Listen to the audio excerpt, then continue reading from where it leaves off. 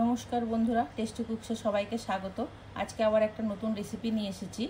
আজকে আমরা বানাবো মটন রেজালা। তার জন্য অবশ্যই মটন লাগবে। দেখুন, মটনগুলো আমি 100 গ্রাম মতন ওজনের পিস কাটিয়ে নিয়ে এসেছি। আমি এখানে 600 গ্রাম মটন নিয়েছি। আর দেখুন, এগুলো সবই মোটামুটি সবই সিনার পিস। মটন রেজালাতে একটু ফ্যাটালা মাংস হলেই সেটার টেস্ট আরও ভালো হয় বা রান্নাটাও ভালো হয়। তো চলুন এবার এটা আমরা ম্যারিনেট করব। তার জন্য সবার প্রথমে এর মধ্যে আমি পেঁয়াজ বাটা দিয়ে দেবো 2 টেবিল চামচ, আদা বাটা দেবো 1 টেবিল চামচ, রসুন বাটা দেবো 1.5 টেবিল চামচ, আর দেব স্বাদ অনুযায়ী নুন, আর সঙ্গে দেবো 1 টিস্পুন গোলমরিচের গুঁড়ো। আমি এখানে গোলমরিচের গুঁড়ো দিলাম। আপনাদের কাছে যদি শামরিচ থাকে তাহলে আপনারা শামরিচের গুঁড়ো দেবেন। আমার কাছে নেই বলে আমি গোলমরিচের গুঁড়ো দিয়েছি। আর যেটা লাগবে সেটা হচ্ছে ফ্যাটানো টক দই। আমি এখানে 150 গ্রাম টক দই নিয়েছি। এবার এটাকে আমরা ম্যারিনেট করব। মটন রেজালাতে ম্যারিনেশনটাই বড় ব্যাপার। কমসে কম 2 ঘন্টা তো ম্যারিনেট করে রাখতেই হবে। যদি ওভারনাইট করে রাখতে পারেন তাহলে আরও ভালো। যত ম্যারিনেট হয়ে থাকবে জিনিসটা, তার টেস্টটা তত ভালো হবে। চলুন আমরা এটাকে ম্যারিনেট করে নিই। একটা বড় বাটি নিয়ে নিই, এটাই হবে না।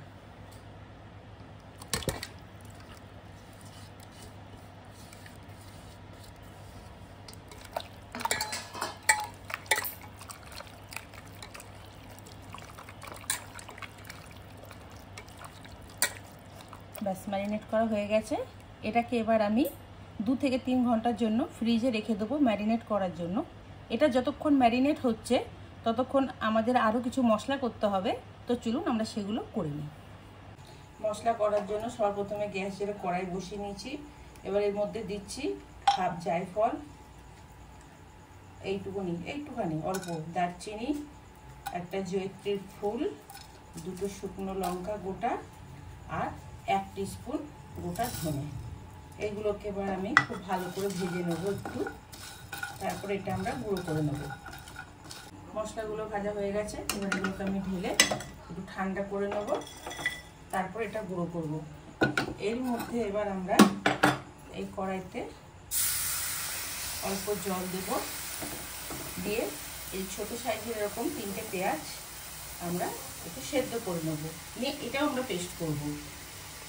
মশলাটা আমি ড্রাই রোস্ট করে নিয়েছি। এটা একটা বাটিতে ঢেলে এটা ঢেকে রাখবো, নাহলে এটা আবার ফ্লেভারটা নষ্ট হয়ে যাবে।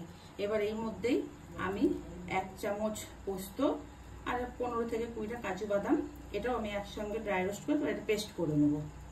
আমাদের পোস্ত আর কাজুটা পেস্ট করা হয়ে গেছে। এবার এটাও একটা আমি বাটিতে ঢেলে নেব। এর মধ্যেই এবার এই সেদ্ধ করা যে পেঁয়াজটা, এটা দিয়ে এর মধ্যে এটাকেও পেস্ট করে নেব। এই সেদ্ধ জলটাও দিয়ে দেবো। এটাকে আমরা পেস্ট করে নিই। পেঁয়াজটাও পেস্ট করে নিয়েছি। এটাও একটা বাটিতে ঢেলে নেব। আমাদের যা যা মশলা করার ছিল, মশলা করা কমপ্লিট হয়ে গেছে। এবার দেখুন, আমি ম্যারিনেট করা মটনটা ফ্রিজ থেকে বার করে এনে রেখেছি। এবার এটাকে আমি 1 ঘন্টা রুম টেম্পারেচারে রেখে দেবো। তারপরে আমি রান্নাটা শুরু করব। তাহলে আপাতত থাক, একটু পরে আমরা রান্নাটা শুরু করব। মটনটা একদম নর্মাল হয়ে গেছে।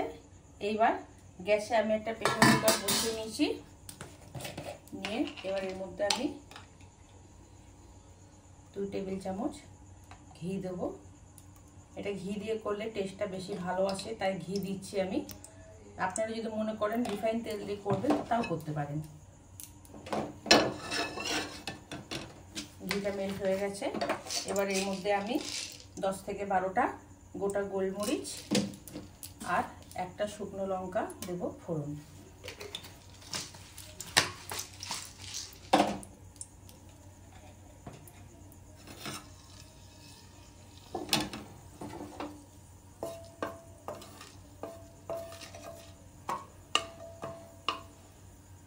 ফোড়নটা ভাজা হয়ে গেছে।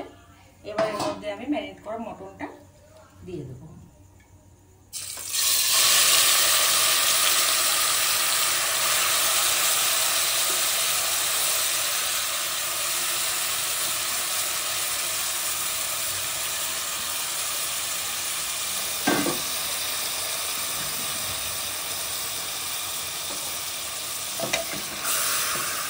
এবার মাংসটাকে আমরা একটু ভালো করে মটনটা কষিয়ে নেব।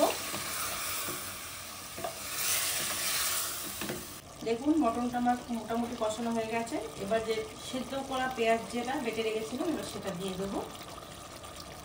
এটা দিয়েও 5 মিনিট কষিয়ে নেব। দেখুন বাটা পেঁয়াজটা দিয়েছি যেটা, ওটা দিয়ে কষানো হয়ে গেছে। এবার এর মধ্যে আমরা যে পোস্ত আর কাজুটা বেটে রেখেছিলাম সেটা দিয়ে দেবো, আর সঙ্গে দেবো ওই যে ভাজা মশলাটা গুঁড়ো করে রেখেছিলাম সেটা।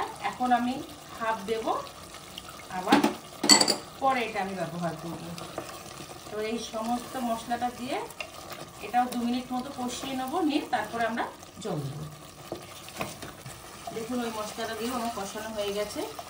এবার আমি পরিমাণ মতো জল দেবো। আপনারা যে যেরকম গ্রেভি খেতে পছন্দ করবেন সেরকম পরিমাণে জল দেবেন। আর আমি আমার প্রয়োজন অনুসারে জল দিলাম। আর একটা কথা হচ্ছে, অনেকেই এর মধ্যে মাখনা দেয়, তাল মাখনা। আমার ঘরের সব লোকজন পছন্দ করে না, তাই আমি দিইনি। আপনারা চাইলে অবশ্যই দিতে পারেন বা দেবেন। এবার প্রেসার কুকারটা আমি আটকে দেবো, দিয়ে 6 থেকে 7টা সিটি দিয়ে নেব। দেখুন প্রেসার কুকারটাও কিন্তু পুরো ভেপার ছেড়ে দিয়েছে। এবার এটা আমরা খুলবো। দেখুন অলমোস্ট ডান। এবার গ্যাসটা আমি আরেকবার জ্বালিয়ে নেব।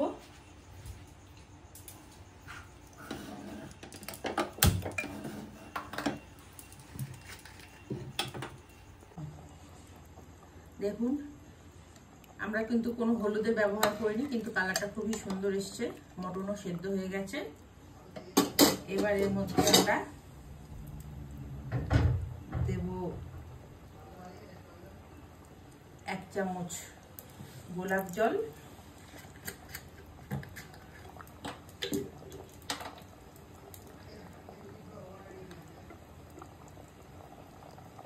1 চামচ কেওড়া জল,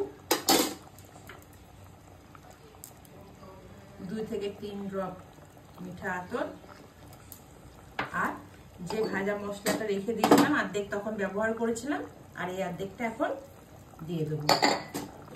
দিয়ে এটা করে ভালো করে মিশিয়ে নেব। নিয়ে এটা 5 মিনিট স্ট্যান্ডিং টাইমে দেবো, দিয়ে সার্ভ করে দেবো। দেখুন তৈরি হয়ে গেছে আমার মটন রেজালা, সার্ভ করে দিয়েছি।